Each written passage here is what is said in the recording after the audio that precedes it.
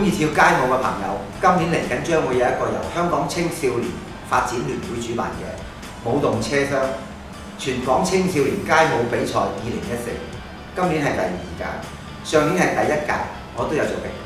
因為呢個比賽，我覺得特別之處呢，係會係一架流動嘅大貨車作為一個舞台，咁可以好特別，可以用另外一個形式展現你嘅舞技。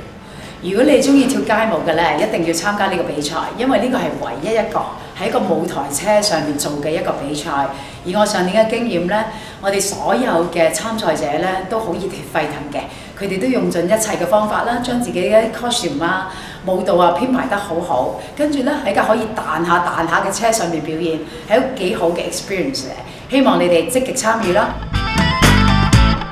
因為下次都有呢個比賽，我哋繼續參加嘅。雖然頭先我好驚到跳落台，但我跳到啊！比賽好特別，經歷咗3次，雖然有緊張，不過我好享受呢個舞台。超 enjoy 啊！好特別啦，喺個舞台上面第一次喺火車上面跳舞啊！我都係第一次喺個車度跳，所以係好多時候都好複雜嘅，同埋未試過嘅，所以都係好好玩啊！同埋希望下次仲有咁多機會啦！如果你參加呢個比賽咧，贏咗冠軍嘅話咧，除咗可以攞到一啲豐富嘅獎品之外咧，而今年舞動車廂嘅冠軍得主咧，將會有一份好特別嘅獎品。其實仲有機會咧嚟到 studio 咧，同一班星級嘅排舞老師一齊學習下，因為透過呢個學習嘅經驗咧，令到冠軍嘅人咧可以將自己嘅舞藝再增進多一步。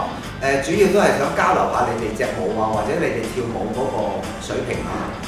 大家互相去研究，俾啲心得你哋，第時點樣可以喺跳舞上更進一步？咁難得嘅機會，而家就快啲踴躍去報名。希望可以見到你啦！